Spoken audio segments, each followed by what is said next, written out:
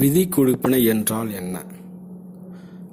விதி கொடுப்பினை என்பது 12 பாவங்களின் வழியாக நாம் என்ன அனுபவிக்கப் போகிறோம் அல்லது என்ன செய்ய போகிறோம் என்பதை இந்த 12 பாவங்கள் குறிக்கின்றன. மதி கொடுப்பினை என்பது அந்த விதி கொடுப்பினைகளை எப்போ ஆக்டிவேட் செய்வது, அது எப்பொழுது நடக்கும். உதாரணமாக, ஒருவருக்கு 7ஆம் பாவ தசை நடக்குது என்றால் அவர் குழந்தையாக இருக்கும் பொழுது, சிறுவனாக இருக்கும் பொழுது அது எப்படி செயல்படும்? தனது சக தோழர்களோடு அவர் நடந்து கொள்ளும் விதம், சண்டையிடும் விதம், விளையாடுவதின் தன்மை ஆகியவற்றை அந்த தசை கொடுப்பினை 7ஆம் பாவம் நடக்கும்போது நாம் தெரிந்து கொள்ளலாம். அது ஒருவருக்கு பருவ வயதில் நடக்கும் பொழுது இந்த 7ஆம் பாவ கொடுப்பினை என்பது அவர் தன் வாழ்க்கை துணையை தேர்ந்தெடுப்பதில் முதன்மை பங்கு வகிக்கும்.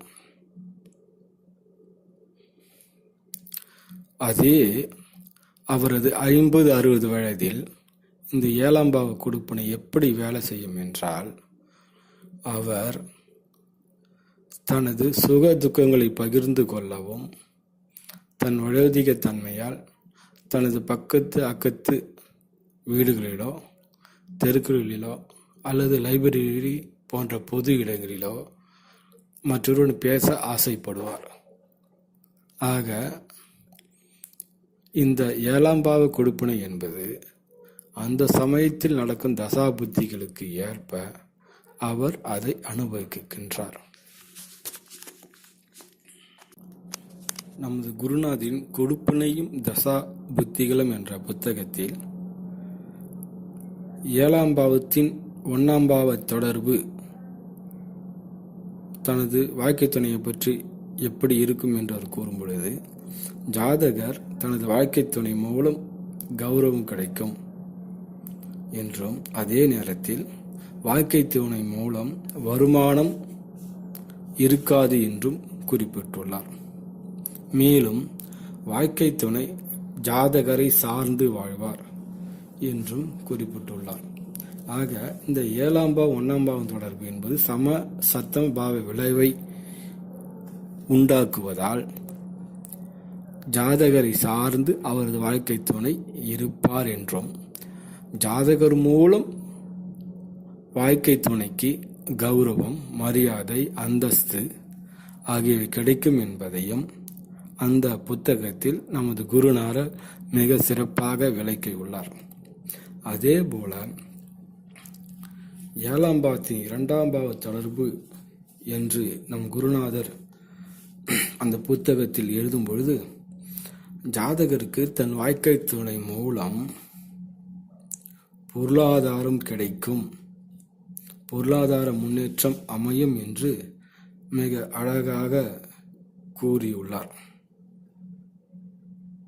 அதே நேரத்தில் ஜாதகரின் வாழ்க்கை துணை விபத்து அல்லது வலிவேதனைகளை அடிக்கடி அனுபவிப்பார் என்றும் கூறியுள்ளார். அதேபோல 7ஆம் பாவத்தின் 3ஆம் பாவ தொடர்பு பற்றி நமது குருநாதர் அந்த புத்தகத்தில், ஜாதகர் திருமணத்திற்கு பிறகு கூட்டு குடும்பத்தை விட்டு தனி குடித்தனம் செல்வார் என்று கூறியிருப்பார். அது தற்சமய சமூகத்திற்கு மிகவும் பொருத்தமாக அமைவதை நாம் கண்கூடாக காண்கின்றோம். ஏனென்றால் இப்பொழுது உள்ள உலகம் டிஜிட்டல் உலகம் என்பதை நாம் அறிகின்றோம். அதே 3ஆம் பாவ தொடர்பில் திருமணத்திற்கு பிறகு உள்ளூரை விட்டு வெளியூரில் வாழ்வார் என்பதையும் நமது குருநாதர் கூறியுள்ளார். நிதர்சனமான உண்மை. இன்றைய காலகட்ட சூழ்நிலையில் பணி நிமித்தம் காரணமாகவும் பிறரை போல் ஆடம்பரமாக வசதியாக வாழ வேண்டும் என்று பல சூழல்கள் காரணமாகவும், அரசாங்க வேலை, காவல்துறை போன்ற பணிகள் காரணமாகவும் ஊரு விட்டு ஊரு சென்று வாழ்வது என்பது இன்றைய டிஜிட்டல் உலகத்தில் நமக்கு மிகவும் அவசியமாக அமைகின்றது என்பதை நாம் உணர்கின்றோம். அதேபோல 7ஆம் பாவத்தின் 4ஆம் பாவ தொடர்பு பற்றி நமது குருநாதர் கூறுகையில், ஜாதகர் தன் வாழ்க்கை துணையை திருப்திப்படுத்த முடியாத நிலை உள்ளதாக கூறுவார். அதேபோல ஜாதகரின் பார்வைக்கு வாழ்க்கை துணை கவர்ச்சியாக தோன்ற மாட்டார் என்பதையும் இங்கே நாம் காணுகின்றோம். பொதுவாக 4ஆம் பாவ காரகம் என்பது பரந்த நிலப்பரப்பை குறிப்பதும் அகன்ற பகுதி குறிப்பதாகவும் நாம் எடுத்துக்கொள்ளும் பொழுது, ஜாதகரின் மனைவி குண்டாக இருக்கவோ அல்லது முகம் படர்ந்த நிலையிலையோ அல்லது ஏதாவது ஒரு உறுப்பு, காது அல்லது மூக்கோ ஜாதகருக்கு பிடிக்காத நிலையிலோ அல்லது முகத்தில் கட்டிகள் போன்றவை இருக்கவோ வாய்ப்பு உள்ளது என்பதை இந்த 4ஆம் பாவ தொடர்பு நமக்கு நன்றாக விளக்குகின்றது. அது மட்டுமல்லாமல் இப்போது பார்த்தீர்களானால் வெயில் காலங்களில் வெயில் பட்டாலே பலரின் உடலில் கொப்புளங்கள் கட்டிகள் போல வந்து விடுகின்றது. அவர்கள் வியர்வை பட்டாலே அதுமாரி அதிகமாக வருவதை நிறைய இடத்தில் நாம் பார்த்திருக்கின்றோம். அதுபோல இந்த 4ஆம் பாவ தொடர்பு மிக அழகாக நமது குருநாதர் விளக்கி உள்ளார். அதேபோல 7ஆம் பாவத்தின் 5ஆம் பாவ தொடர்பு பற்றி நமது குருநாதர் குறிப்பிடுகையில், வாழ்க்கை துணை மீது அளவு கடந்த காதல் கொள்வார் என்று குறிப்பிட்டுள்ளார்.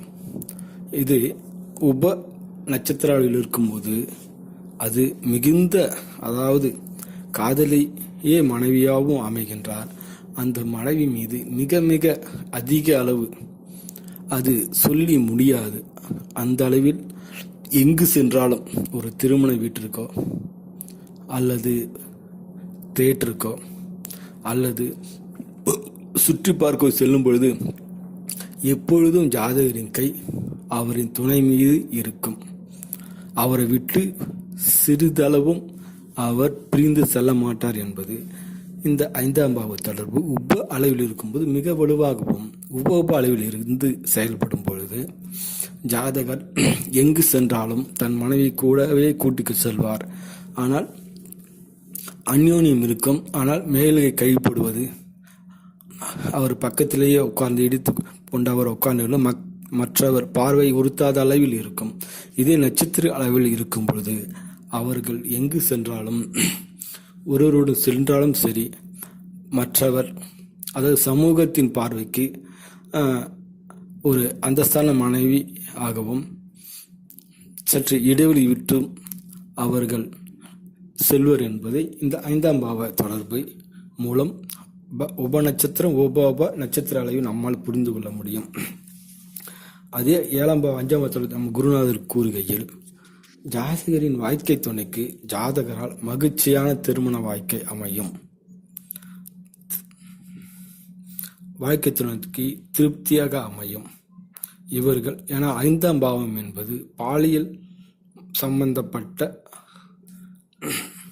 பாவம் என்று நாம் எடுத்துக்கொள்ளலாம். அது மட்டுமல்ல, 5ஆம் பாவத்தின் காரகங்களில் ஒன்று நிர்வாணம் ஆக, இந்த தம்பதிகள் மனமொத்த தம்பதிகளாக அவர்களது தாம்பத்திய வாழ்க்கை மிகவும் சீரும் சிறப்பமாக இருக்கும் என்பதை நம்மால் உணர முடிகின்றது. அதே புத்தகத்தில் 7ஆம் பாவம் 6ஆம் பாவ தொடர்பை பற்றி நமது குருநாதர் கூறுகையில், ஜாதகர் தன்னுடைய வாழ்க்கை துணையை அடக்கி ஆள்வார். அதாவது 7ஆம் பாவம் என்பது ஜாதகர் தனது வாழ்க்கை துணையை சமமாக நடத்துவார். அதே 5ஆம் பாவம் என்பது ஜாதகர் தனது வாழ்க்கை துணையோடு மிக மிக அந்யோன்யமாக இருப்பார். ஆனால் இந்த 6ஆம் பாவம் என்பது ஜாதகர் தன்னுடைய வாழ்க்கை துணையை ஒரு வேலைக்காரர் போல், வீட்டில் ஒரு வேலைக்காரி போல், ஏதோ அவருக்கு பணிவிடை செய்ய பெரியோர்களால் திருமணம் செய்து வைத்த ஒரு அடிமையை போல் அவர் நடத்துவார் என்பதை இந்த 7ஆம் பாவத்தின் 6ஆம் பாவ தொடர்பு நமக்கு விளக்குகின்றது. நன்றி, வணக்கம்.